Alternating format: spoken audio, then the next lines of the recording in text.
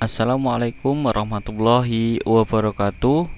Rekan-rekan mahasiswa semuanya yang berbahagia, pada kesempatan kali ini kita pada pertemuan ke-6 dan tema kita adalah tentang pencegahan dan pembatalan perkawinan.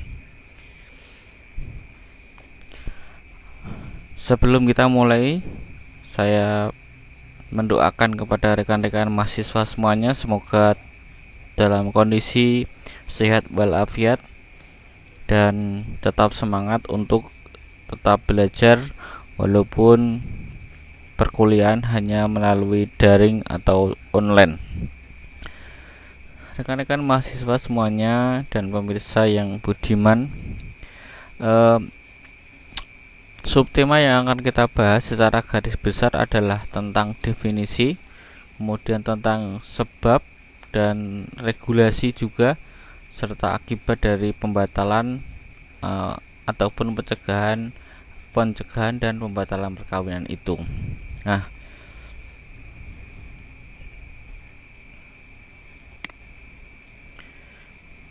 kita next. Nah, ini adalah beberapa mungkin gambaran kita tentang pencegahan dan pembatalan perkawinan, di mana pencegahan perkawinan itu bisa terjadi jika perkawinan itu masih di bawah umur. Ini sebagaimana dalam tema kita di pertemuan sebelumnya, yaitu tentang usia perkawinan. Jadi kalau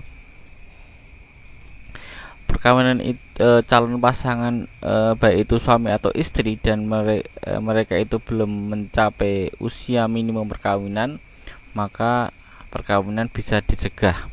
Nah, jika mereka tetap melakukan perkawinan, maka kemudian harus memohon dispensasi perkawinan. Nah, kalau yang ini adalah perkawinan dicegah bukan karena dia di bawah umur atau karena hal yang lain, tetapi karena musibah yang melanda kita, ya kita semua, yaitu tentang adanya wabah corona. Ini sebenarnya ada tulisannya ya, menikah ditunda gara-gara corona, jangan merana, begitu kira-kira tulisannya. Kemudian ini mungkin lebih tepatnya pada pembatalan perkawinan, jadi atau mungkin yang lain ya, tetapi karena kita pada tema pembatalan perkawinan sehingga lebih tepatnya kita ke arah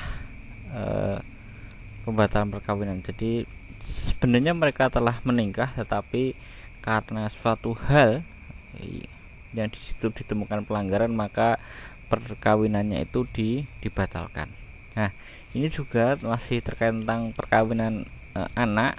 Nah, ini sebenarnya perkawinan yang seperti ini, kita ibaratkan aja mereka itu sudah melakukan perkawinan atau melakukan pernikahan. Nah, hal seperti ini nih termasuk dalam pencegahan perkawinan, begitu.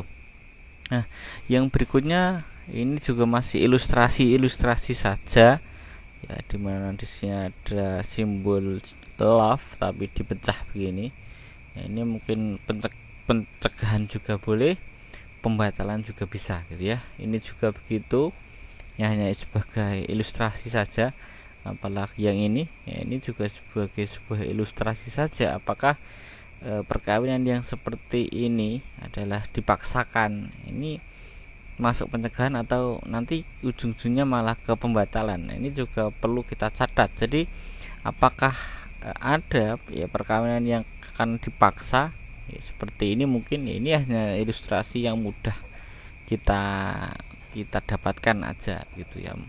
Mungkin sebenarnya lebih jauh dari ini sebenarnya ya. Apakah ini termasuk pemaksaan atau tidak, yaitu ya kita perlu kaji lebih mendalam tentunya, karena ini hanya sebagai ilustrasi. Nah, ini juga sebagai ilustrasi saja. Apakah ini memang pencegahan pembatalan atau mungkin kasus yang lain? Tapi setidaknya di sini ya lebih mendekati kepada pembatalan perkawinan ya, atau mungkin yang lain gitu ya. Nah, oke, kita lanjutkan aja. Nah, kita pada pengertian atau definisi, kemudian regulasi dan akibat. Nah, di sini adalah map ya, map kita dalam mempelajari mempelajari tema ini, yaitu tema pencegahan dan pembatalan perkawinan. Jadi kalau teman-teman itu sudah baca sampai detail rinci ya, satu halaman slide ini saya kira cukup sebenarnya, tetapi tidak hanya dibaca tapi harus misalkan ditelaah lebih lanjut ya. Misalkan di sini terus ditulis bab 3 pasal 13 sampai 21 Undang-Undang Perkawinan. Nah, teman-teman harus membuka Undang-Undang Perkawinan dan membacanya dari pasal 13 sampai pasal 21. Nah, kalau tidak seperti itu ya tidak bisa paham tentang bab kita ya. Hanya Anda rekan-rekan mahasiswa hanya tahu ini aja regulasinya ini, tapi kalau dibaca ini benar-benar pasal ini mungkin sampai dihafalkan, dipahami ya, tentunya akan mendalam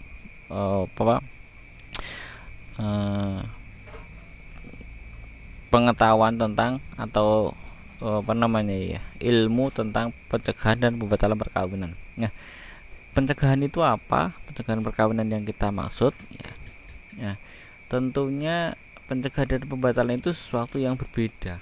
Mungkin ada sebagian rekan-rekan itu bingung ya antara pencegahan dan pembatalan. Ya, kita sebenarnya sering mendengar kata pencegahan dan pembatalan. Ya, pencegahan tentang narkoba artinya berarti tindakan yang itu terkait jangan sampai orang itu mengonsumsi narkoba atau kecanduan narkoba. Artinya pencegahan itu belum terjadi ya. Jadi kalau pencegahan perkawinan berarti usaha yang menyebabkan tidak berlangsungnya perkawinan ya. Jadi begitu. Jadi sebelum ada perkawinan maka kemudian dicegah. Kenapa dicegah? Nah, ini adalah pembahasan kita. Nah, sedangkan kalau pembatalan perkawinan itu sebagaimana kalau kita mendengar misalkan wudunya batal, itu orang sudah wudu tapi kemudian batal, atau orang sholat sudah sholat sebenarnya sudah di pertengahan sholat, mungkin sudah sampai ruku, mungkin sudah sampai sujud, sudah sampai i'tidal, mungkin bahkan ada yang mungkin sudah 1 rakaat, 2 rakaat, 3 rakaat itu ya, bahkan mungkin hampir selesai 4 rakaat tetapi kemudian batal sholatnya. Nah, jadi istilahnya itu kalau pembatalan perkawinan itu perkawinannya itu sudah terjadi, sudah pernikahannya sudah terjadi, mungkin bisa sebulan, bisa 2 bulan, bisa 3 bulan, bisa 4 bulan, bisa setahun, bisa 2 tahun, bahkan mungkin sudah punya anak 35 tahun, atau mungkin anaknya sudah jadi mahasiswa mungkin, tetapi terjadi pembatalan perkawinan. Apakah itu terjadi? Sangat-sangat mungkin terjadi gitu ya, karena tidak ada yang tidak mungkin terjadi jika itu memang kehendak Tuhan Allah Subhanahu wa taala. Nah, jadi bedanya pencegahan itu sebelum perkawinan terjadi lalu dicegah supaya tidak terjadi perkawinan. Nah, pencegahan di situ tidak berarti tidak ada sebab. Tentunya ada sebab-sebab yang terkait tentang itu. Ya, tentunya tidak seperti di film-film itu ya, dicegah perkawinan itu kemudian dengan menggunakan siasat-siasat licik, bukan, tetapi ini adalah dicegah itu karena ada alasan secara hukum ataupun norma-norma yang lain gitu ya.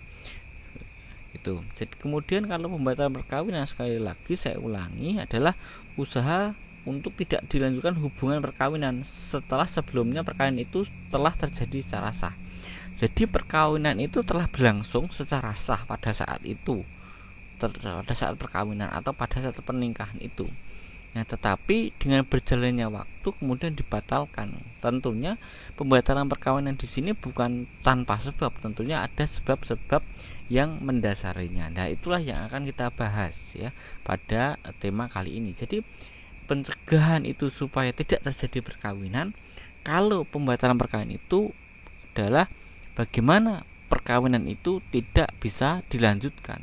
Kenapa? Yaitu dan akibatnya bagaimana dan bagaimana prosesnya, itu adalah tema yang akan kita bahas pada tema kali ini. Nah, oke. Nah, terkait tentang regulasi pencegahan perkawinan itu ada di bab 3 pasal 13 sampai pasal 21 Undang-Undang Perkawinan. Kemudian di KHI itu bab 10 pasal 60 sampai pasal 69. Nah, saya sering menggunakan undang-undang perkawinan dan kompilasi hukum Islam itu kenapa? Karena dua hal inilah yang saya pikir sudah bisa menggambarkan ya kondisi hukum perkawinan kita di Indonesia terkait tentang apapun tentang perkawinan. Nah, kalaupun nanti teman-teman itu bisa ada referensi lain yang itu juga masih berlaku, saya kira adalah sesuatu yang bagus, dan silahkan saja itu disampaikan supaya ada perkembangan ya, terutama mungkin terkait tentang hukum perdatanya, dan itu kan juga masih dalam hukum perkawinan saya kira. Nah, tetapi sekali lagi hukum perkawinan yang kita rujuk itu adalah tentunya terkait tentang undang-undang perkawinan dan peraturan di bawahnya, dan peraturan di bawahnya itu selalu berkembang ya, tapi pada pokoknya adalah tentang undang-undang perkawinan yang terakhir itu Undang-Undang Nomor 16 Tahun 2019 gitu ya. 2000 ya betul 2019. Jadi begitu. Nah, kemudian yang berikutnya ya adalah tentang regulasi pembatalan perkawinan. Nah, undang-undang perkawinan itu ada di dalam bab 4 pasal 22 sampai pasal 28 undang-undang perkawinan. Nah, undang-undang perkawinan itu sekali lagi di Undang-Undang Nomor 1 Tahun 1974 ya. Kemudian yang berikutnya adalah pasal 24 ya, dari pasal 70 sampai pasal 76 kompilasi hukum Islam di bab ke-11. Nah, ini adalah regulasi baik pencegahan dan pembatalan perkawinan ya. Akibat dari pencegahan perkawinan, 1. Perkawinan tidak dapat dilangsungkan apabila pencegahan belum tercabut. Pasal 19 Undang-Undang Perkawinan dan pasal 66 kompilasi hukum Islam. Nah, yang berikutnya akibat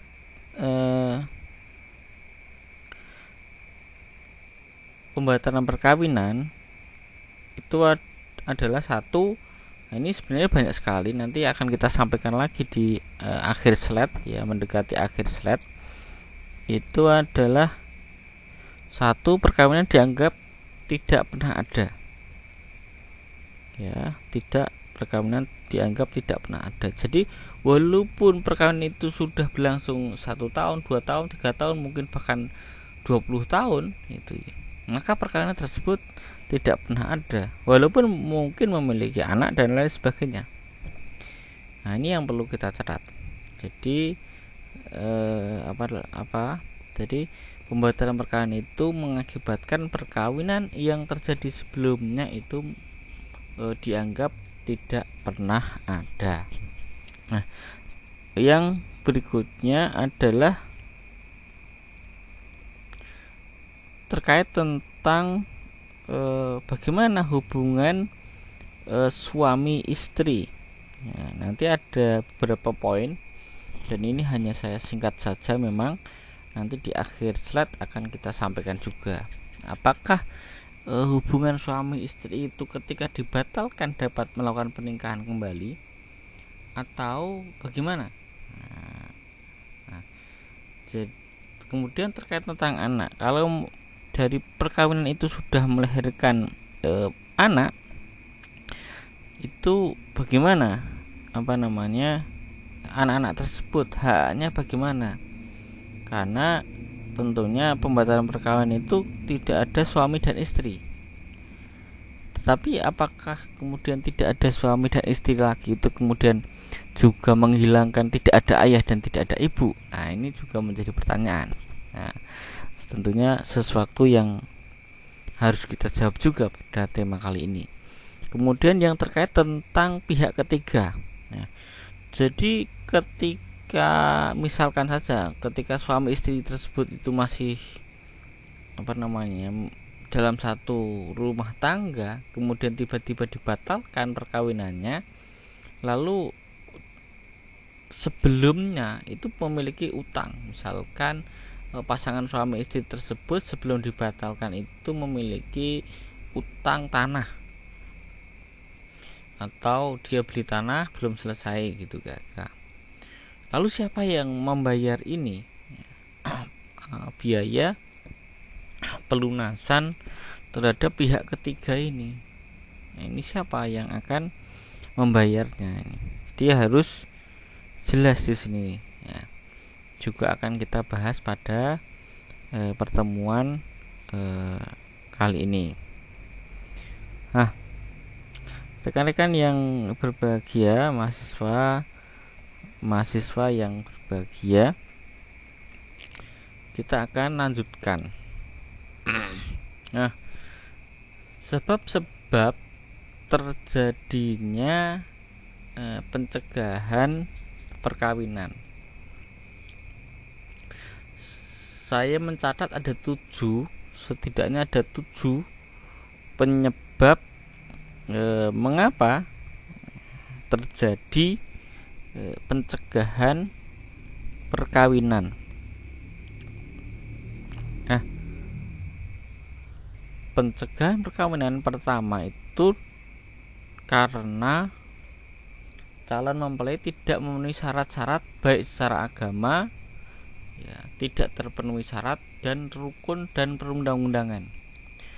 Itu pertama. Kita coba cek di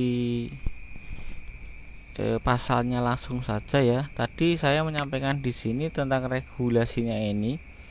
Ya, jadi kalau kita baca di regulasi ini di undang-undang perkawinan ya. Jadi kita ulangi dari depan. Jadi pencegahan perkawinan itu sebagaimana saya sebutkan tadi itu disebutkan di bab 3 ya.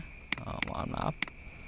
Kita baca di bab 3. Nah, ini ada di bab 3 dari pasal 13 ini sampai pasal berapa ini? 21.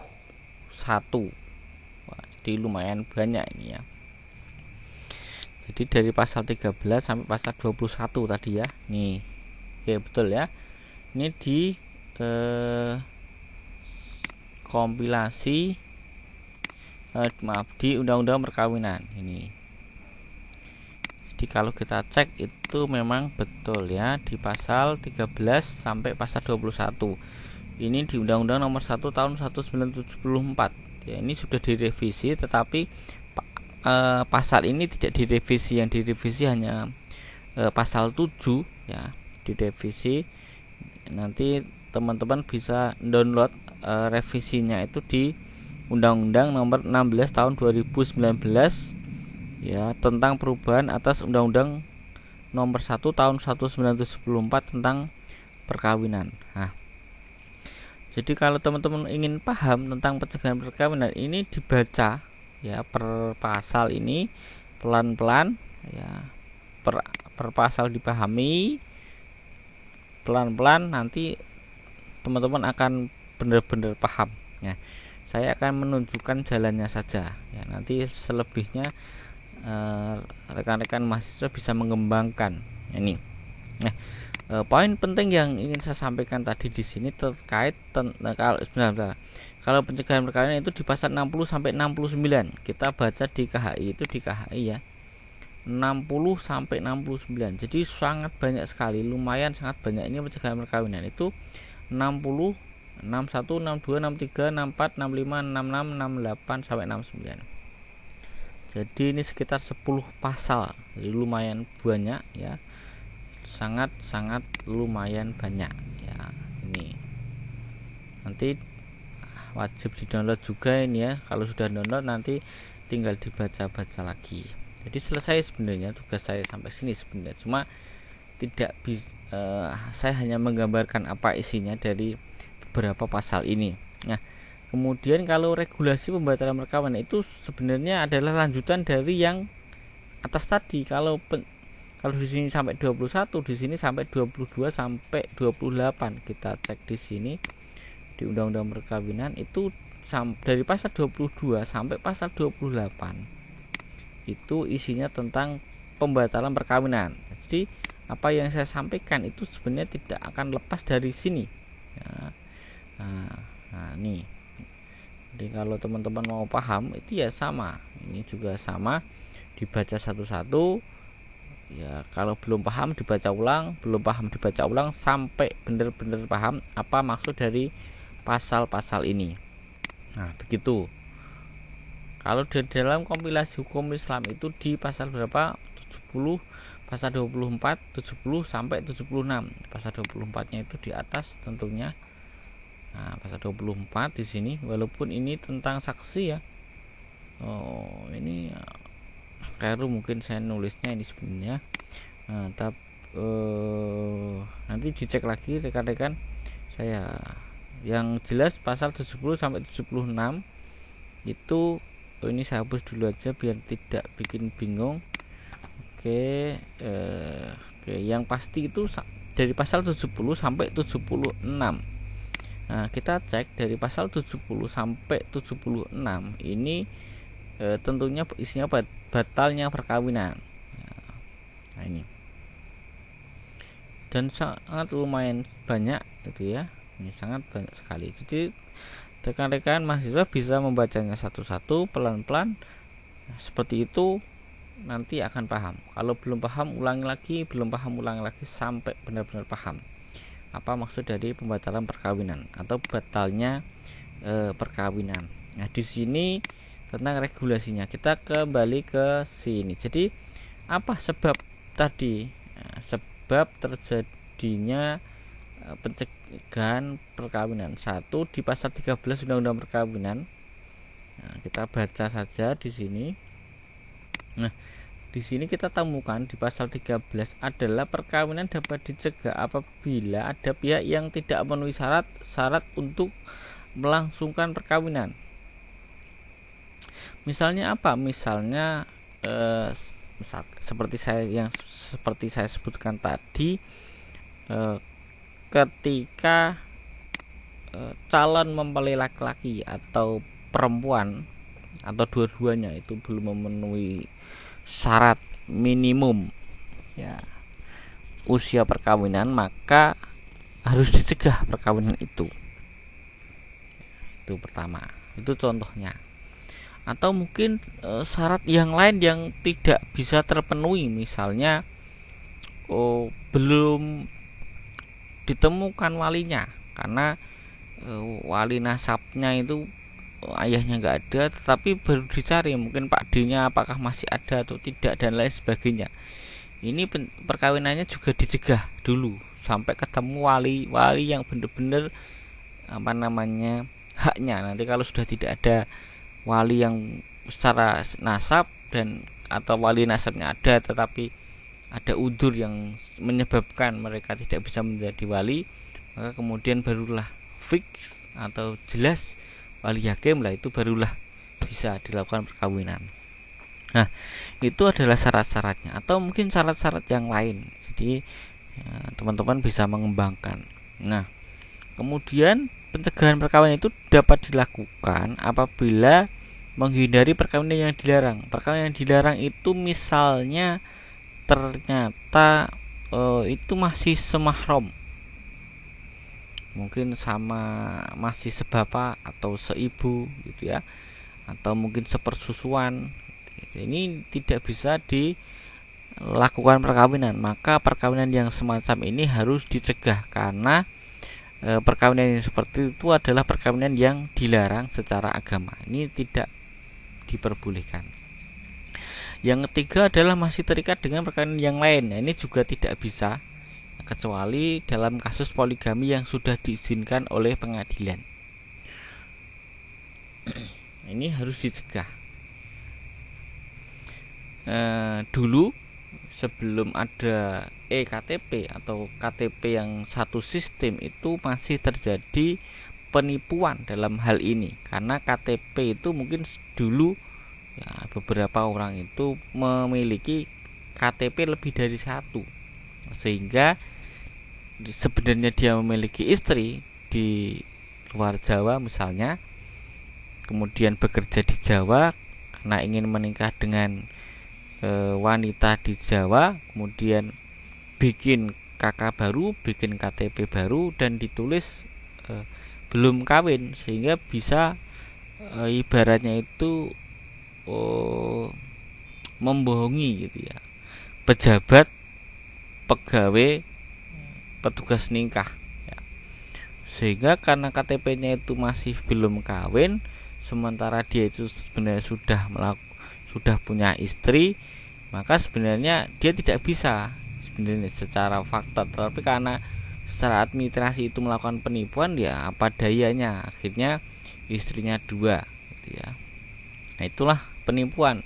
Setelah sekian lama akhirnya diketahui ternyata dia sudah memiliki istri. Nah, istri yang kedua kemudian ditinggal kembali ke istri yang pertama. Ini dulu terjadi. Tapi sebenarnya secara hukum tidak boleh melakukan perkawinan lagi ketika masih terikat dengan perkawinan yang lain, kecuali dalam kasus poligami yang diizinkan oleh pengadilan. Dan poligami tentunya kan masih terikat dengan istri yang pertama. Nah, kalau lalu kemudian izin poligami, nah, itu boleh karena dia masih terikat dengan izin masih terikat dengan istri pertama, lalu kemudian dia izin ke pengadilan, lalu boleh menikah lagi. Itu pengecualian. Tetapi secara umum tidak boleh menikah ketika dia masih terikat dengan perkawinan yang lain.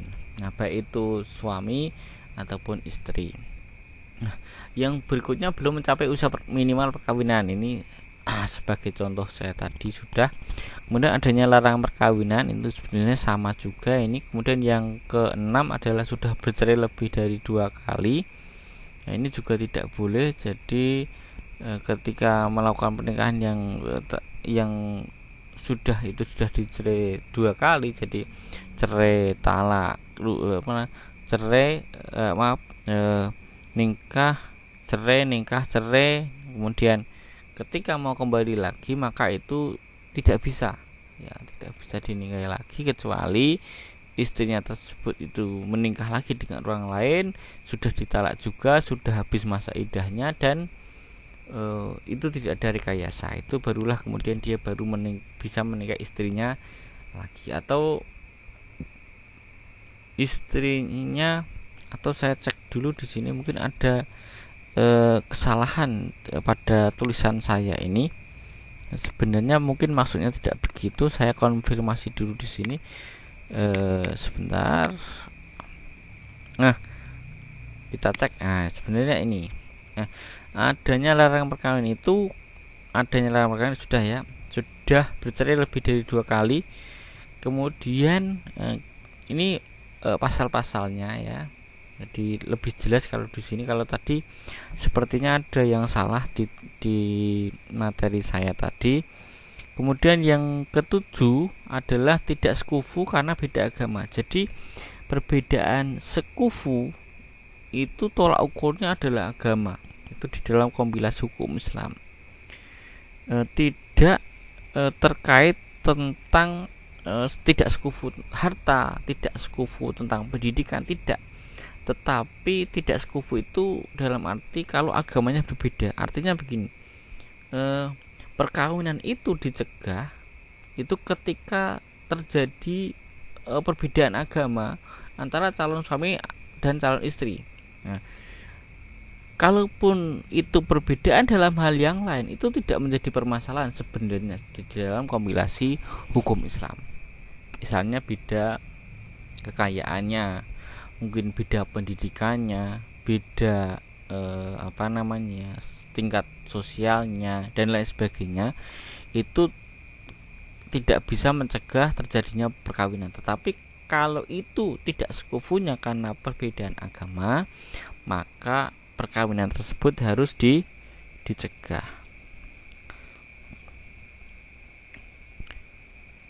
Oke, jadi begitu ya. Jadi itu adalah tidak sekufu karena beda agama, itu maksudnya demikian. Nah, jadi sekali lagi sebab-sebab pencegahan perkawinan, abaikan slide yang sebelumnya tadi, kita menggunakan slide ini dulu.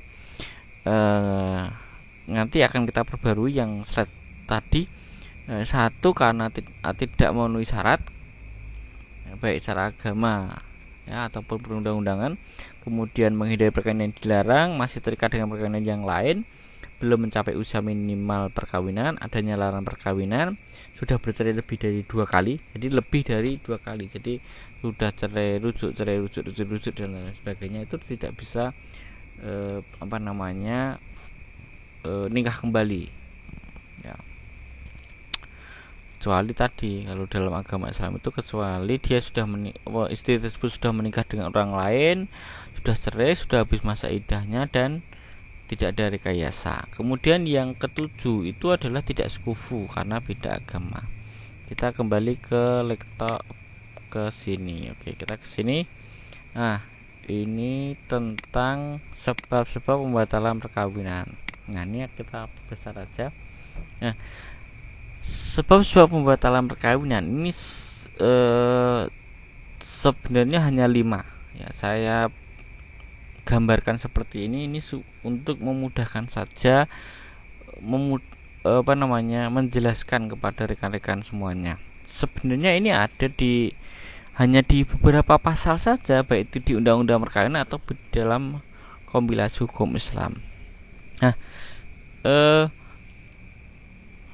ada di pasal 70 sampai pasal 72 kalau di dalam kompilasi hukum Islam. Di situ disebutkan sebab batalnya perkawinan. Kemudian kalau di Undang-Undang Perkawinan itu hanya di pasal 22 dan hanya di pasal 22. Jadi ya hanya di pasal 22. Nah, ini sebentar.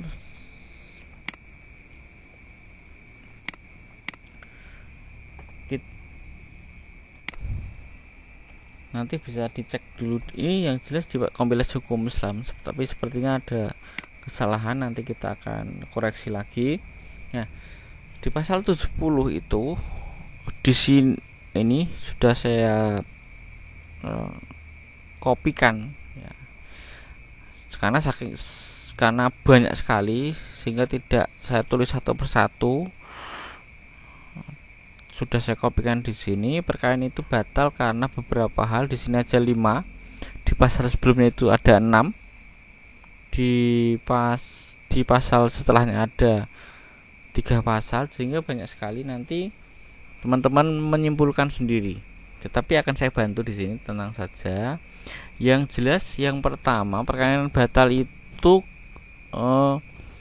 kenapa suami melakukan perkawinan sedang ia tidak berhak melakukan akad nikah karena sudah mempunyai 4 orang istri. Jadi tidak bolehnya itu karena batas, gitu ya. Paham ya? Tahu batas atau karena jumlah, ya. Jadi karena jumlahnya itu sudah melebihi kuota, gitu ya. Karena sudah 4 gitu. Sekalipun salah satu dari keempat istrinya itu dalam iddah talak roj'i. Nah, begitu.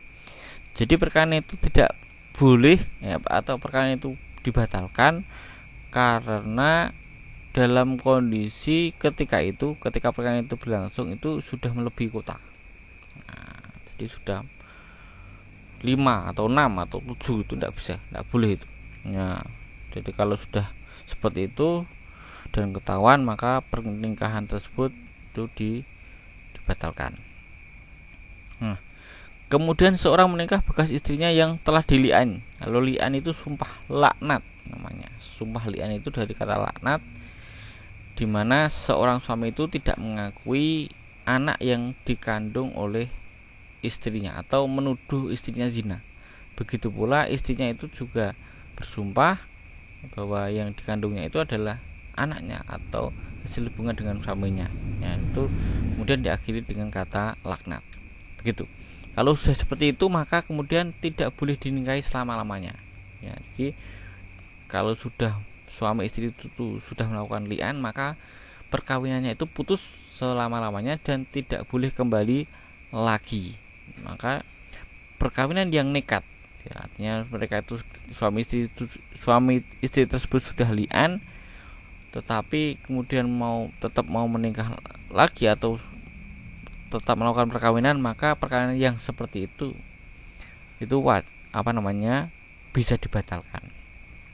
Kemudian yang C ini ya, yang saya baca itu ini, seseorang menikah bekas istrinya yang pernah dijatuhi 3 kali talak. Nah, ini seperti ini tuh kalau belum ketahuan itu bisa dicegah ya, seperti saya yang jelaskan tadi, sudah 2 kali sudah lebih dari 2 kali menceraikan istrinya. Nah, sudah 3 kali talak, jadi sudah 3 kali talak terhadap istrinya, kecuali bila bekas istrinya tersebut pernah menikah dengan pria lain.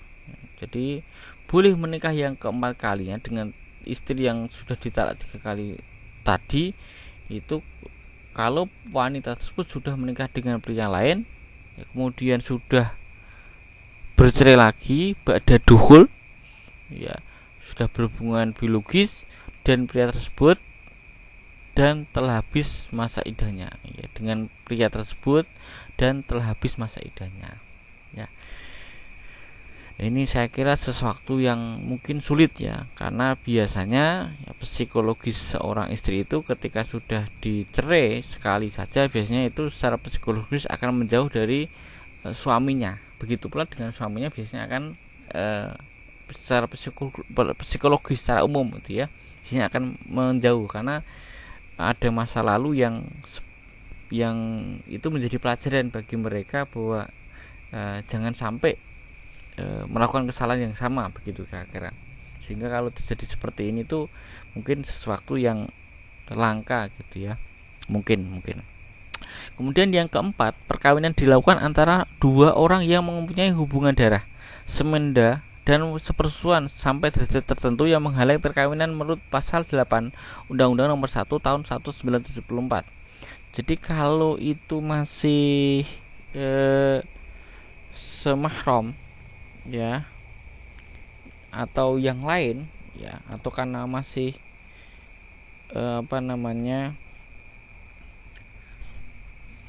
masih ada hubungan darah dan sepersusuan dan lain sebagainya, ini kan ada di sini berhubungan darah, berhubungan semenda, sepersusuan, maka ini tidak bisa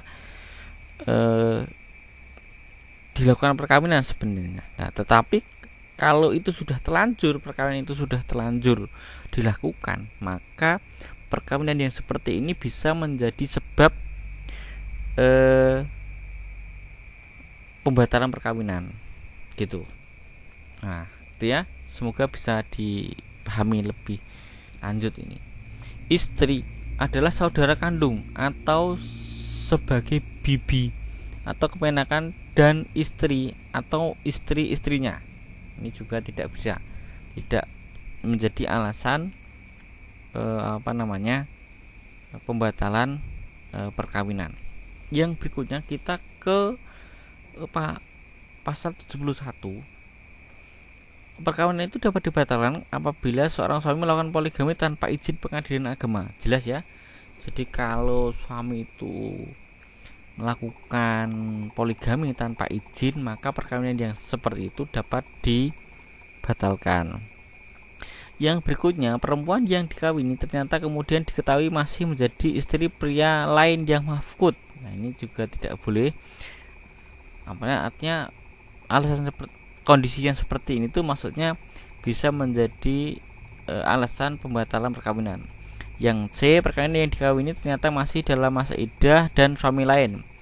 Jadi ketika masih masa iddah kemudian perempuan itu menikah, maka pernikahan tersebut itu bisa dibatalkan karena dia menikah ketika masih dalam waktu atau dalam masa iddah, dalam masa menunggu. Begitu. Dalam kondisi yang seperti itu, ketika dia itu menikah, maka pernikahan yang seperti ini itu bisa dibatalkan. Kemudian perkawinan yang melanggar batas umur perkawinan ya, sebagaimana pasal 7 Undang-Undang Perkawinan.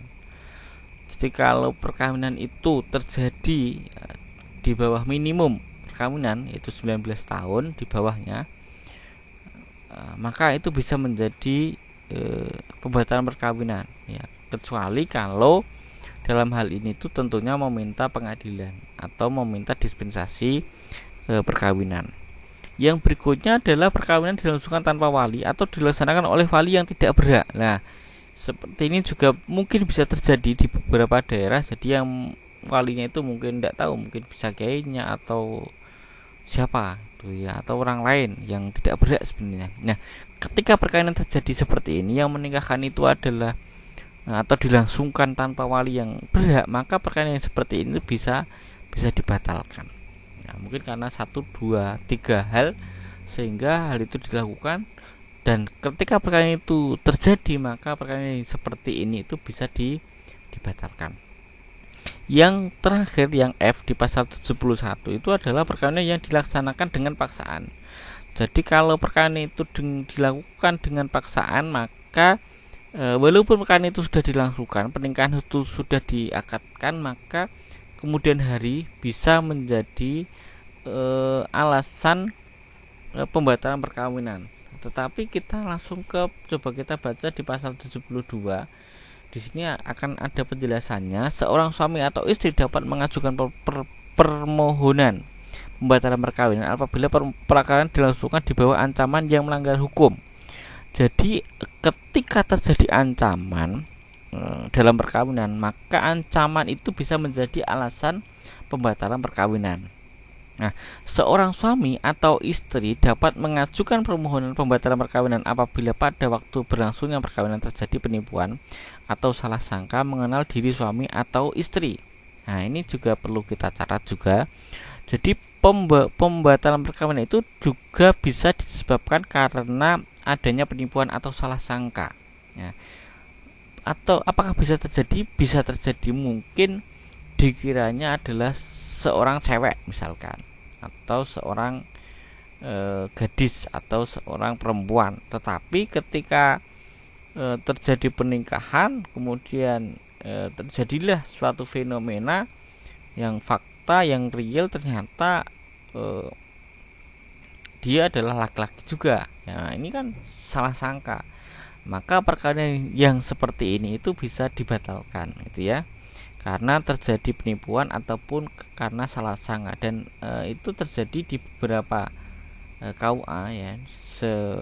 Itu yang dinikahkan itu ternyata mungkin ya, sebagian itu ada yang laki-laki, sebagian sama-sama laki-laki, dan mungkin sebagian itu sama-sama perempuan ya. Tetapi sekali lagi perlu dicek ulang gitu ya, dimanakah itu dan tahun kapan itu saya belum memiliki data, tetapi ada di beberapa berita yang bahasanya itu mungkin kecolongan itu ya, karena itu tadi mungkin karena calon pasangan itu salah sangka, atau mungkin saja bisa saja karena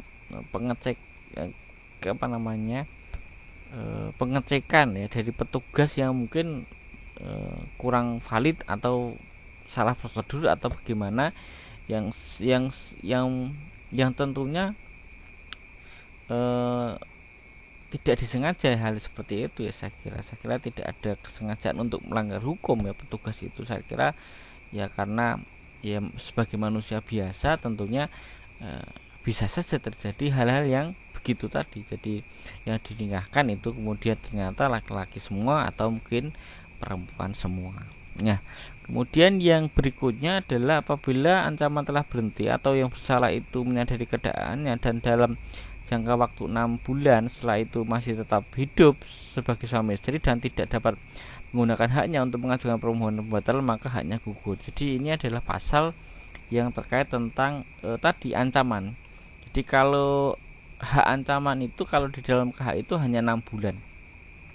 Jadi kalau kita bahasakan mudahnya itu ketika nikah itu karena diancam. Kemudian menikah selama 6 bulan itu yang bersalah itu menyadari keadaannya dan dalam waktu 6 bulan itu mereka masih menjadi suami istri, maka hak untuk membatalkan perkawinan itu menjadi gugur ya, menjadi gugur. Dan ini tentunya akan menjadi kajian ya, rekan-rekan mahasiswa, apakah benar hal ini terjadi di pengadilan misalkan, apakah ada kasus pembatalan perkawinan karena ancaman misalkan, apakah kemudian seorang istri itu menggunakan haknya untuk membatalkan perkawinan atau sebaliknya, atau bagaimana? Apakah ada kasus-kasus yang seperti ini? Nah, ini tentunya akan menjadi kajian teman-teman ketika mungkin nanti terjun di dalam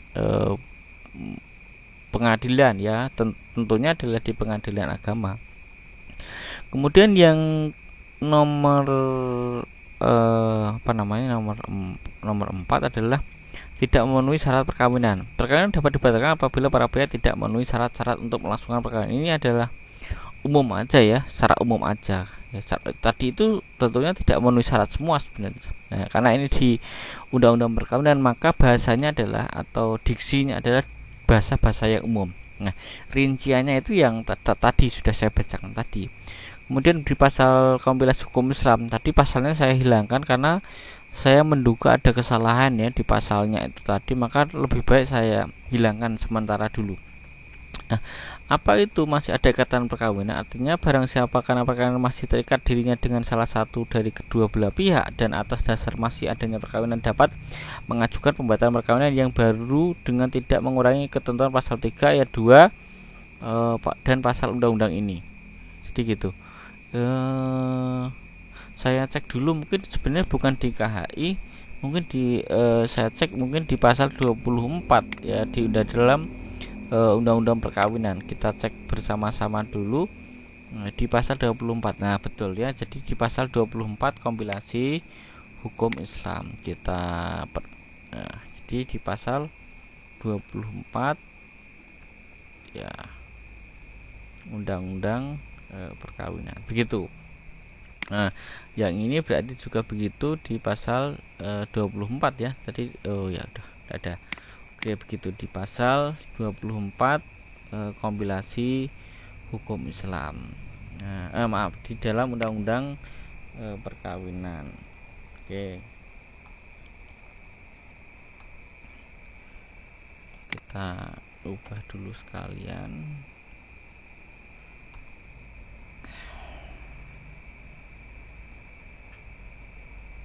24 ya. 24 otomatis ada di sini. Oke, kita ke sini. Lalu pertanyaan yang berikutnya adalah siapa yang berhak mencegah perkawinan? Ya. Saya jelaskan singkat aja kalau yang ini, karena saya kira teman-teman ketika membaca pasal-pasalnya itu akan langsung paham ya, dibandingkan yang sebelumnya tadi agak ribet. Kalau yang ini saya kira agak mudah ya. Siapa yang berhak mencegah perkawinan? Satu, tentunya dari pihak keluarga, bisa garis keturunan lurus ke atas atau ke bawah, atau saudara atau wali nikah atau wali atau pengampu. Nah, orang-orang ini berhak mencegah perkawinan. Nah, kemudian yang kedua adalah pejabat pengawas perkawinan. Nah, mungkin kalau ya pejabat pengawas nikah itu mungkin maksudnya adalah pegawai pencatat perkawinan ya, atau pejabat pengawas perkawinan. Tergantung instansinya tentunya ya. Kalau di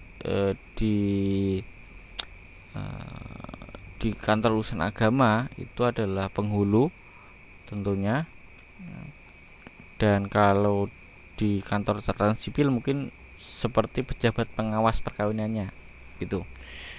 Kalau di kantor catatan sipil. Jadi kalau Islam kan ke KUA, kalau non muslim itu kan di kantor pencatatan sipil. Kalau terjadi hal-hal yang itu belum memenuhi syarat perkawinan, maka akan dikembalikan kepada pejabat-pejabat tersebut untuk bisa menolak terjadinya perkawinan.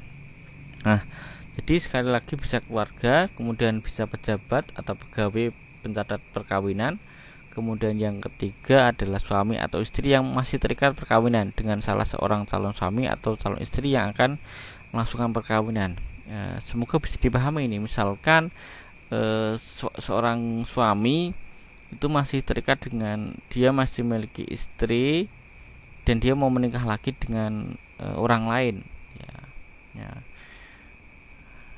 Maka perkawinan tersebut bisa dicegah ya, jika perkawinan yang kedua itu tidak ada izin dari pengadilan agama. Itu misalkan ini. Jadi yang bisa mencegah itu siapa? Ya berarti calon istrinya tadi, ya bukan calon tapi istrinya. Jadi istrinya yang masih terikat dengan perkawinan tadi. Jadi bisa suami atau istri. Jadi sekali lagi yang mencegah itu bisa keluarga, bisa pegawai, pejabat, pengawas, pencatat perkawinan, kemudian yang ketiga itu bisa suami atau istri. Nah, orang-orang inilah yang kemudian berhak mencegah terjadinya perkawinan. Yang berikutnya adalah siapa yang berhak mengajukan pembatalan perkawinan. Jadi kalau pencegahan dan pembatalan itu kan kalau di dalam hukum acara adalah permohonan. Jadi maka bahasa saya adalah mengajukan permohonan pembatalan perkawinan. Ada beberapa pasal yang terkait tentang pembatalan perkawinan. Ini tadi pencegahan ya, kemudian ini pembatalan. Nah, pembatalan perkawinan itu bisa terjadi, mohon maaf, ini masih sama ya. Pencegahan itu pembatalan perkawinan itu dapat terjadi pembatalan perkawinan itu dapat dilakukan oleh siapa? Ya, tentunya adalah pengadilan agama, tentunya di sini ya, oleh pengadilan agama. Karena kalau pembatalan perkawinan itu kan perkawinan sudah terjadi, tidak kemudian seperti pencegahan perkawinan. Kalau pencegahan perkawinan itu kan perkawinan belum terjadi, jadi tergantung kasusnya. Kalau itu masih di dalam lingkup keluarga, maka keluarga bisa mencegah jangan terjadi ini perkawinan seperti ini karena ini masih saudara dan lain sebagainya. Kalau sudah masuk di KUA, maka siapa ya? Misalkan karena dia masih di bawah umur, ya maka tidak boleh ini, maka pegawainya atau pencatatan perkawinan yang tidak boleh, yang tidak membolehkan, yang mencegahnya gitu tadi. Nah, itu kalau pencegahan. Tapi kalau perkawinan itu ya siapa ya? Pengadilan agama tentunya yang bisa membatalkan perkawinan. Nah, perkawinan yang saya maksud di sini tentunya kalau sudah masuk di pengadilan agama adalah perkawinan yang tentunya adalah pernikahan yang atau perkawinan yang sudah sah secara hukum agama atau secara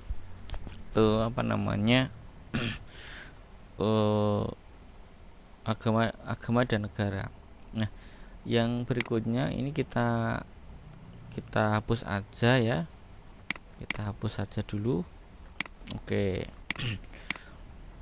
Kemudian proses pencegahan perkawinan. Nah, yang saya gambarkan di sini itu adalah secara umum saja.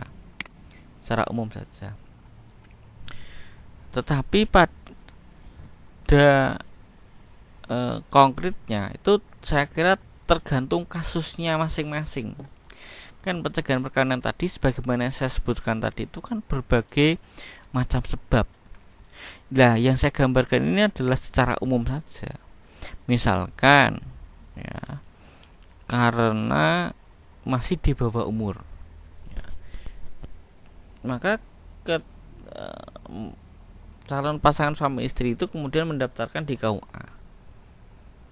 Lalu tentunya ditolak oleh pegawai pencatat nikah karena ditolak oleh pegawai pencatat nikah, sementara mungkin karena 1-2 hal, misalnya karena hamil duluan padahal masih di bawah umur, untuk menutupi rasa malu ya, secara psikologis, lalu mengajukan permohonan DPA dengan nama dispensasi kawin ya, lalu diperiksa ya, pemeriksaan permohonan itu diperiksa di sidang di pengadilan agama dengan hukum acara pengadilan agama, lalu ditetapkan apakah calon pasangan tersebut itu berhak menikah ketika usia perkawinannya masih di bawah minimum usia perkawinan. Ini kalau kasusnya adalah di bawah umur ya, begitu. Lalu ketika diputuskan boleh melakukan pernikahan, maka hakim itu memerintahkan pegawai pencatat nikah untuk mencatatkan perkawinan tadi, itu kalau di bawah umur. Tetapi kalau kasusnya itu mungkin berbeda, sama-sama usia perkawinan, misalkan didaftarkan sampai di sini lalu ditolak oleh PN, tetapi apakah kemudian harus ke PN? Saya kira tidak juga, karena masih di bawah umur, mungkin saja menunggu dulu saja sampai usianya minimal, jadi tidak melakukan dispensasi kawin karena tidak ada hal yang mendesak, misalkan tidak hamil duluan misalkan ya. Nah, ini bisa terjadi. Jadi tergantung kasus yang kasus apa yang terjadi. Jadi bisa berhenti saja di sini, tidak harus ke PA. Nah, jadi atau mungkin saja dicegah dari sini, sudah didaftarkan di KUA, kemudian ditemukan ternyata bahwa calon suami istri ini adalah masih sepersusuan misalkan sampai sini, maka ya sudah tidak bisa dilanjutkan pernikahannya, tidak perlu lagi ke PA ya. Jadi sekali lagi tergantung kasusnya. Nah, sekali lagi proses ini adalah proses secara umum saja. Jadi tetapi tidak semua kasus pencegahan perkawinan itu seperti ini ya, tidak. Sekali lagi, tidak semua proses pencegahan perkawinan itu seperti yang saya gambarkan ini. Jadi ini secara umum saja. Secara detailnya itu adalah tergantung kasusnya apa. Jadi kalau dicegah karena masih mahram ya tentu nggak usah ke PA, ya, cukup saja mungkin ditolak di sini atau mungkin di keluarganya itu sudah ditolak dulu karena nggak bisa itu, karena masih sepersusuan, masih hubungan darah dan lain sebagainya, maka itu tidak bisa seperti ini. Nah, jadi tergantung kasusnya. Jadi tidak mesti seperti ini proses atau alur pencegahan perkawinan. Yang berikutnya adalah kita lanjutkan ya, di mana pembatalan perkawinan. Pembatalan perkawinan itu diajukan di pengadilan agama bagi muslim dan non muslim di pengadilan negeri di mana perkawinan dilangsungkan ya, atau tempat tinggal suami atau tinggal suami istri, suami atau istri. Ini adalah landasan hukumnya di pasal 25 Undang-Undang Perkawinan, kemudian di PP nomor 9 tahun 1975 dan di pasal 25 kompilasi hukum Islam. Nah, gitu ya. Nanti dibaca ini pasalnya, ini bunyi pasalnya. Gitu. Yang berikutnya kita lanjutkan tentang proses pembatalan perkawinan. Jadi ini juga secara umum juga. Secara umum itu proses pembatalan perkawinan itu memang harus lewat pengadilan sebagaimana yang saya jelaskan tadi di awal. Nah, pertama ini mereka menikah secara resmi, kemudian mereka menjadi keluarga, bisa mereka sudah memiliki anak, kemudian karena mungkin di sini tuh diketahui terjadi pelanggaran perkawinan, mungkin karena sepersusuan misalkan. Apakah bisa terjadi? Bisa terjadi. Pernah suatu ketika di sebuah pengadilan dan saya kebetulan ada di situ, hakim yang bertanya, Bapak Ibu kesini mau ngapain di pengadilan agama? Dijawab oleh para pihak pasangan ini adalah, saya mau cerai Pak Hakim yang mulia. Kenapa mau cerai Bapak Ibu yang hadir pada saat itu kemudian menjawab, sebenarnya kami tidak ada masalah. Loh, kok tidak ada masalah kemudian kalian berdua mau cerai gitu ya? Saya itu mau cerai karena katanya gitu ya, dia bilang seperti itulah kira-kira. Mereka berdua itu diketahui masih sepersusuan dengan cerita bahwa salah satu pihak ini ketika masih kecil dititipkan kepada salah satu orang yang mungkin ternyata itu menjadi jodoh mereka ketika masih kecil, yang mungkin yang di rumah itu punya seorang bayi perempuan dan kemudian bayi laki-lakinya juga dititipkan di situ. Ternyata mereka itu menyusui dalam dalam ya wadah yang sama tadi misalkan gitu ya. Jadi kemudian setelah besar kan tidak tahu itu, kemudian mereka menikah ternyata, dan setelah sekian lama ya menikah, anaknya sudah jadi mahasiswa, itu mereka baru tahu loh, kenapa kok kalian menikah, dulu kalian itu sepersusuan gitu kira-kira ceritanya. Dan ya, mereka kemudian harus berpisah gitu ya karena pembatalan perkawinan. Tetapi sidang itu tidak saya ikuti sampai selesai, tapi kira-kira begitu ceritanya. Jadi sangat memilukan ya pembatalan perkawinan itu, karena sudah sekian lama membangun hubungan rumah tangga, dan saya lihat mereka itu juga sangat akur gitu ya, sangat rukun sekali, punya mahasiswa, dan pendapatan mereka juga pendapatan bapak waktu itu yang mengajukan cerai tetapi sebenarnya keliru tadi itu bisa puluhan juta ya. Mereka hidup bahagia sepertinya dan berkecukupan, tetapi bahkan mereka berjalan bersama gitu ya ketika masuk sidang gitu ya, karena mereka mungkin bingung gitu ya, karena apakah mereka harus bercerai atau bagaimana, karena mereka itu rukun gitu ya.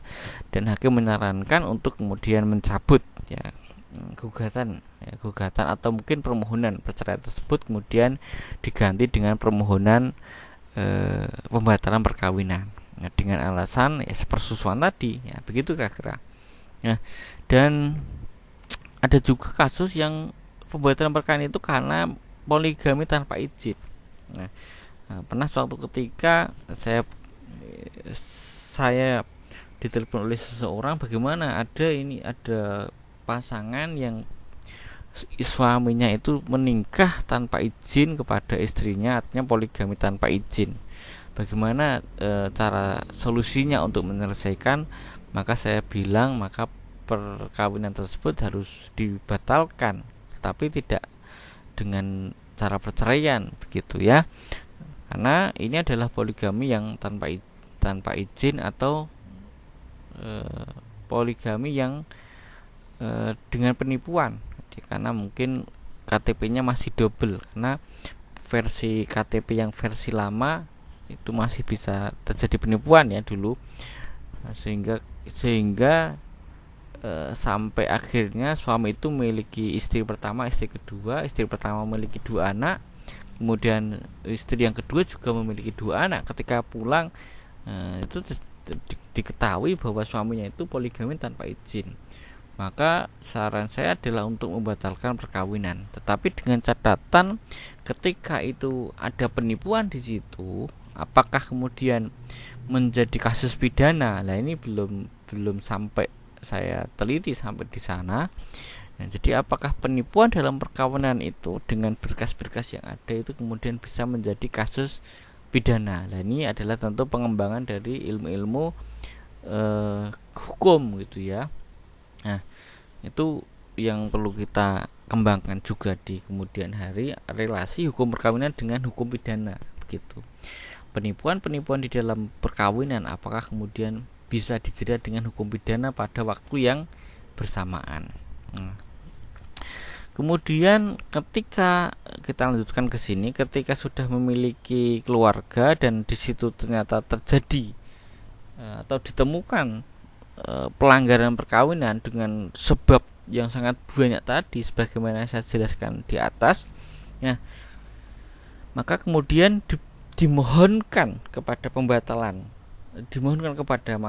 pengadilan agama atau pengadilan negeri untuk membatalkan perkawinan tersebut. Nah, begitu. Mungkin karena sepersusuan tadi, mungkin karena ada penipuan poligami tanpa izin tadi, maka semua itu kemudian haruslah diproses di pengadilan agama supaya pembatalan perkawinan tersebut itu bisa dilakukan. Nanti akan hakimlah yang akan memutus apakah perkawinan tersebut itu dibatalkan atau perkawinan tersebut itu tidak dibatalkan begitu. Apakah ada pelanggaran perkawinan ataukah tidak ada pelanggaran perkawinan? Jika memang perkawinan tersebut itu ada pelanggaran perkawinan, tentunya hakim akan membatalkan perkawinan. Tetapi jika memang tidak terjadi pelanggaran perkawinan, tentunya hakim tidak akan memutus tidak terjadi pembatalan perkawinan. Begitu kira-kira kronologis singkatnya. Lah, bagaimana prosedur secara rincinya proses permohonan pembatalan perkawinan tentunya tidak akan kita bahas di sini, karena rekan-rekan semuanya akan mendapatkan mata kuliah khusus tentunya tentang hukum acara pengadilan agama. Jadi tidak akan kita bahas bagaimana suratnya seperti apa, kemudian nanti sidangnya seperti apa. Tentunya itu di mata kuliah yang lain, tidak cukup dan sudah bukan porsi pada mata kuliah hukum perkawinan. Nah, ini sudah mendekati yang akhir. Nah, ini agak panjang juga. Akibat pembatalan perkawinan itu ada beberapa hal. Pertama, terhadap status perkawinan. Ya, kalau ini jelas terhadap status perkawinan dianggap tidak pernah ada. Yang kedua, terhadap anak bagaimana? Keputusan mengenai anak yang dilahirkan dari perkawinan tidak berlaku surut. Jadi apa maksudnya? Maksudnya adalah anak itu tetap dianggap sebagai anak sah, dia tetap menjadi anak sah. Jadi misalkan tadi seperti kasus yang saya jelaskan tadi, misalkan sudah 20 tahun berumah tangga, sudah memiliki anak yang mungkin sudah menjadi mahasiswa misalkan, kemudian misalkan sampai diputus mereka itu harus dibatalkan perkawinannya, maka anak yang sudah besar, sudah mungkin anaknya sudah 4 atau 3 tadi, itu tetap menjadi anak yang sah. Mereka juga tetap mendapatkan pemeliharaan, pembiayaan, bahkan mereka tetap bisa mewarisi harta kedua orang tuanya, gitu ya. Jadi kemudian ketika terjadi pembatalan perkawinan itu kemudian anak itu dipelantarkan, tidak sama sekali, tetapi mereka tetap menjadi anak yang sah, tetap mendapatkan pemeliharaan, pendidikan dan lain sebagainya. Ya. Nah, ini kemudian yang terakhir, ketika anak itu belum mumayyiz ikut ibu dan setelah mumayyiz si anak boleh memilih dan menentukan ikut dengan ayah atau ibu. Nah, ini juga ini pasal di dalam kompilasi hukum Islam, tetapi kita perlu cek juga apakah semuanya begitu. Ya, saya kira hakim juga tentu memiliki pertimbangan tersendiri. Ya, apakah memang anak itu harus ikut ibunya atau ikut ayahnya? Tapi dalam konteks ini, karena kita belajar secara normatif, begitulah di dalam kompilasi hukum Islam bahwa anak itu ketika belum mumayyiz, itu kalau tidak salah di dalam kompilasi hukum Islam itu sebelum 11 tahun kalau tidak salah, 11 atau 12. Nah, sebelum mencapai usia itu, maka anak itu lebih baik ikut ibunya, karena ibulah yang merawat dari kecil, mengetahui seluk-beluk anak itu, gitu, kira-kira begitu. Itu harapannya di dalam kompilasi hukum Islam. Tetapi dalam prakteknya itu tentunya ada perbedaan di situ, ada perbedaan antara di dalam hukum tertulis dan hukum praktek. Nah, itu. Tapi sekali lagi yang paling pokok adalah kemaslahatan anak itu lebih baik, ya, mungkin pertumbuhannya, kemudian juga terkait tentang pendidikannya dan lain sebagainya itu tercukupi. Intinya begitu sebenarnya. Nah, kemudian terkait tentang hubungan suami istri. Ya, terkait tentang hubungan suami istri itu ada 3 kemungkinan. Selamanya tidak boleh menikah, bisa menikah lagi, dan tidak berkehendak menikah kembali. Kita baca di PowerPoint yang di sini.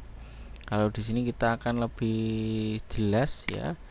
Jadi akibat dari pembatalan perkawinan terkait bekas suami istri itu akan ada tiga kemungkinan. Jika sebab batalnya perkawinan itu adalah karena melanggar syarat-syarat perkawinan berupa larangan menikah untuk selama-lamanya, maka mereka tidak dapat menikah kembali meskipun berkehendak. Jadi misalkan A dan B itu adalah sebagai suami istri, kemudian dibatalkan oleh pengadilan, mereka tidak bisa menikah selama-lamanya, ya. Meskipun mereka mungkin masih cinta, masih sayang, itu nggak bisa menikah lagi. Contohnya kenapa? Misalkan karena sepersusuan tadi. Kenapa? Karena sepersusuan itu bersifat selama-lamanya, walaupun mereka itu masih rukun, masih sayang, masih cinta dan lain sebagainya, maka perkawinan tersebut harus dibatalkan dan tidak bisa menikah kembali. Itu adalah kemungkinan yang terjadi nomor 1. Yang kedua itu bisa menikah kembali. Kenapa? Karena sebab pembatalan perkawinan tadi itu karena bersifat sementara saja, ya, dan keduanya itu berkehendak. Jadi karena bersifat sementara saja. Misalkan perkawinan itu terjadi ketika si istri itu dalam masa iddah, itu kan tidak bisa itu, maka dibatalkan perkawinannya, maka kemudian menikah lagi.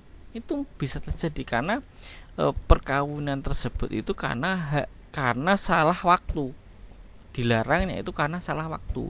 Ketika waktunya itu sudah keluar dari yang dilarang tadi, maka boleh melakukan perkawinan ketika kedua belah pihak itu masih untuk menikah, masih mau menikah lagi. Jadi masih ada rasa gitu ya beratnya, dan mereka dibatalkan karena misalkan tadi seperti karena waktu saja, karena mereka menikah itu dalam waktu yang salah gitu, dalam waktu masa iddah. Nah, dan yang ketiga itu adalah tidak bergendak kembali nikah. Nah, ini terjadi bila kedua belah pihak itu sebenarnya ketika sudah dibatalkan ya, jadi A dan B tadi itu kan pasangan, mereka menikah itu karena salah waktu nikah, karena harusnya masih masa iddah itu nggak boleh menikah gitu misalkan. Nah, lalu kemudian mereka kemudian tetap menikah, dan itu diketahui ketika sudah sekian lama menikah misalkan. Nah, itu kan dibatalkan. Tetapi karena terjadi seperti itu, kedua belah pihak itu kemudian tidak mau menikah lagi, ya sudahlah, daripada kita itu nanti mengulang kesalahan yang sama, saya trauma dan lain sebagainya, maka kemudian tidak usahlah kita nikah lagi gitu misalkan.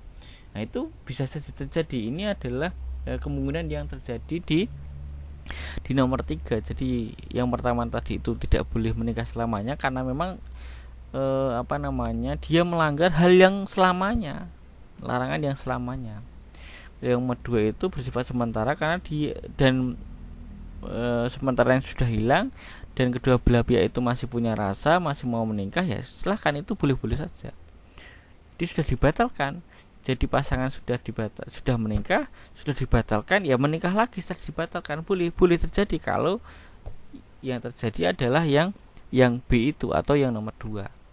Dan yang nomor 3 itu menikah dibatalkan, tidak, sebenarnya bisa menikah mereka berdua itu setelah dibatalkan, tetapi karena kedua belah pihak itu sudah sudah tidak mau lagi untuk bergendak nikah, artinya mungkin karena trauma atau hal yang lain, maka kemudian tidak menikah. Padahal mereka itu sebenarnya bisa menikah. Sekali lagi, ini adalah 3 kemungkinan yang akan terjadi terkait tentang bekas suami atau istri. Jadi tidak selamanya ya pembatalan perkawinan itu kemudian menyebabkan bekas suami istri itu tidak bisa menikah selamanya, tidak mesti, tergantung kasusnya apa. Jadi teman-teman harus cermat dan benar-benar cermat di sini. Kalau misalkan tadi hanya karena mungkin menikahi istri yang dalam menikah karena salah waktu tadi, itu kan bisa diulang lagi karena waktunya sudah berlalu, maka kemudian dibatalkan, menikah lagi boleh, atau menikahi masih saudara dalam satu waktu yang bersamaan, itu kan tidak boleh juga. Nah, kalau itu sudah hilang ya persyaratan itu karena sementara, kan bisa saja menikah gitu ya. Jadi bisa menikah dengan dengan ketentuan yang berlaku tadi, dengan tidak melanggar larangan perkawinan. Nah, ini sekali lagi begitu. Jadi tidak bisa kita itu brus-brus begitu, artinya tidak bisa kita samakan satu persatu dalam kasus satu dengan kasus yang lain. Jadi sekali lagi, artinya dalam hal akibat dari pembatalan perkawinan terkait bekas suami istri itu tergantung dari kasusnya apa, dari sebab pembatalan perkawinan tadi itu apa. Kita ke sini, kemudian yang berikutnya terhadap harta bersama. Nah, harta bersama tetap dianggap harta bersama dan dibagi berdasarkan ketentuan agama atau peraturan perundang-undangan atau berdasarkan perjanjian perkawinan. Nanti kita akan membahas tentang harta bersama ini kalau tidak salah, atau harta dalam perkawinan kalau tidak salah, itu di pertemuan ke 9 kalau enggak 10 saya kira. Nah, jadi harta bersama itu apa? Harta bersama itu secara mudahnya adalah harta yang diperoleh selama perkawinan. Nah, harta bersama itu kalau tidak ada perjanjian perkawinan itu dibagi 2 sebenarnya secara hukumnya. Jadi kalau dibagi 2. entah itu yang bekerja suami atau hanya istri, atau suami istri itu bekerja bersama. Lah harta yang demikian itu yang diperoleh selama perkawinan itu tidak itu ketika terjadi pembatalan perkawinan itu dibagi dua secara normatif, dibagi rata berdua, kecuali ada kesepakatan lain atau ada perjanjian perkawinan lain yang menyangkut tentang hal tersebut, begitu intinya begitu kan. Jadi ketika terjadi pembatalan perkawinan, harta bersama itu ya bisa dibagi dua, bisa dibagi secara agama atau bisa dibagi berdasarkan perjanjian perkawinan. Oke, yang berikutnya terhadap pihak ketiga. Nah, terhadap pihak ketiga itu adalah segala perbuatan perdata atau perikatan yang diperbuat suami istri sebelum pembatalan perkawinan tetap berlaku, dan ini harus dilaksanakan oleh suami istri tersebut, sehingga pihak ketiga yang beritikat baik tidak dirugikan.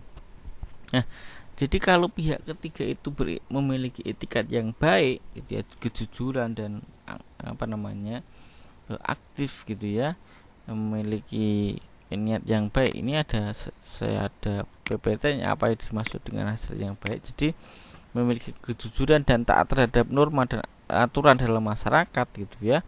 Maka kemudian pihak ketiga itu tidak boleh dirugikan. Nah, tidak boleh dirugikan. Artinya misalkan suami istri itu sebelum terjadi pembatalan perkawinan, mereka memiliki sebagaimana pada umumnya, misalkan memiliki utang piutang, memiliki utang properti gitu, atau perumahan misalkan lah. Nah, ketika terjadi pembatalan perkawinan, rumah tersebut belum lunas, kan ada pihak ketiga di sini. Nah, pihak ketiga itu tidak bisa dirugikan ketika terjadi pembatalan perkawinan. Maka siapa yang menanggung ya? Yang menanggung pelunasan tersebut adalah suami istri tersebut, pasangan tersebut ya, secara bersama-sama. Teknisnya nanti itu tergantung mereka berdua, gitu ya. Tapi pada prinsipnya adalah tetap harus dilaksanakan oleh suami istri tersebut atau pasangan tersebut. Tidak kemudian karena sudah terjadi pembatalan perkawinan lalu tidak ada yang tanggung jawab dalam hal ini, itu tentunya tidak demikian. Nah, ini hanya hanya gambaran saja. Kalau teman-teman mau membaca detail tentang akibat pembatalan perkawinan ya, nah, ini pasal-pasalnya yang saya jelaskan tadi itu di sini semua, di pasal 75 kompilasi hukum Islam, di pasal 76 kompilasi hukum Islam, dan di pasal 28 undang-undang perkawinan. Nah, ini nanti teman-teman bisa baca lebih jelasnya di undang-undang ini, di dalam KHI ini. Nah, nanti teman-teman bisa lebih memahami, baca satu persatu. Kalau memang penjelasan saya ini mungkin terlalu cepat atau mungkin tidak bisa memahamkan teman-teman atau bagaimana, nanti teman-teman bisa membaca ulang ya ayat-ayat ini yang saya tulis di sini gitu. Nah, kesimpulannya adalah pencegahan dan pembatalan perkawinan terjadi dengan sebab dan menimbulkan akibat hukum yang berbeda. Jadi tentu ya, pencegahan dan pembatalan itu menyebabkan akibat hukum yang berbeda. Pencegahan dilakukan sebelum perkawinan dilaksanakan, dan pembatalan perkawinan itu dilakukan setelah terjadi perkawinan. Nah, pencegahan perkawinan telah diatur dalam peraturan perundang-undangan. Secara umum, pencegahan perkawinan bertujuan agar tidak terjadi perkawinan yang melanggar ketentuan agama dan ketentuan negara. Jadi apapun yang itu berpotensi atau memang ditemukan terjadi pelanggaran perkawinan, baik itu secara agama ataupun secara hukum negara, maka perkawinan tersebut harus dicegah. Adapun misalkan ya dengan berbagai hal dan lain sebagainya kemudian masih terjadi pelanggaran perkawinan, maka kalau ketahuan itu dalam tanda kutip ya tidak ada kesengajaan tentunya di sini ya, tetapi karena memang ya kekhilafan ya atau karena suatu hal, dan itu akhirnya perkawinan itu sudah dinyatakan sah dan kemudian ditemukan di dalam ketika masa perkawinan itu, maka kemudian ditemukan pelanggaran perkawinan, maka perkawinan tersebut itu dapat dibatalkan. Begitu. Nah, kalau ditanya kenapa bisa terjadi pembatalan, kenapa bisa terjadi, misalkan apanya tadi, misalkan misalkan KTP double, sehingga bisa terjadi penipuan. Sekali lagi itu kan karena administrasi itu juga sangat berpengaruh ya rekan-rekan mahasiswa. Jadi kalau dulu mungkin pengaruh administrasi kependudukan itu juga sangat berpengaruh. Orang bisa bikin KTP lebih dari satu, ini kan juga tapi kan sekarang tidak bisa. Kalau dulu itu mungkin bisa banyak penipuan terjadi karena hal yang demikian. Tetapi karena sekarang sudah menggunakan KTP elektronik, saya kira bisa meminimalisir, bahkan tidak ada pembohongan terhadap administrasi kependudukan gitu ya. Karena sekali lagi petugas pegawai pencatat perkawinan di KUA, misalkan ada penghulu misalkan, itu juga tidak lepas dari bagaimana mereka itu mengecek dan mengoreksi terhadap berkas-berkas yang ada yang dikumpulkan oleh calon mempelai laki-laki ataupun calon mempelai perempuan. Jadi mereka juga akan mengecek berkas-berkas itu, dan berkas-berkas itu kalau memang ketika itu tidak tidak didukung oleh kekuatan administrasi kependudukan yang bagus, maka di situ akan rawan terjadi penipuan secara dokumen ya. Nah, dan itu saya kira sekarang sudah sudah diminimalisir ya, karena saya kira data kependudukan dalam arti administrasi kependudukan kita itu saya kira mengalami perbaikan yang cukup signifikan ya.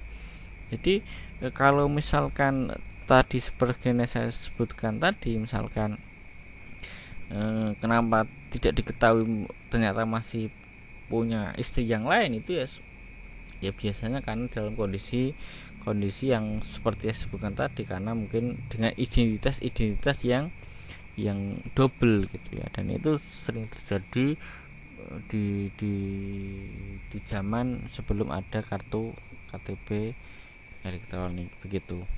Nah, saya kira begitu gambarannya, dan pembatalan perkawinan tadi itu mengakibatkan dalam beberapa hal yang terkait perkawinan, terkait hubungan suami istri, terkait anak yang telah dilahirkan, terkait tentang harta bersama, dan terkait tentang orang ketiga dalam hal ini bukan apa-apa ya, tetapi orang ketiga dalam transaksi, terutama ya dalam bidang ekonomi ya, terkait tentang utang piutang dan lain sebagainya. Bukan orang ketiga dalam arti negatif ya, mungkin selingkuhan atau yang lain, tidak seperti itu. Orang ketiga itu dalam hal ini adalah orang yang memiliki hubungan utang atau piutang atau yang lain ya, itu tidak boleh dirugikan karena pembatalan perkawinan. Nah, terima kasih telah menyimak ya video ya pembelajaran ini.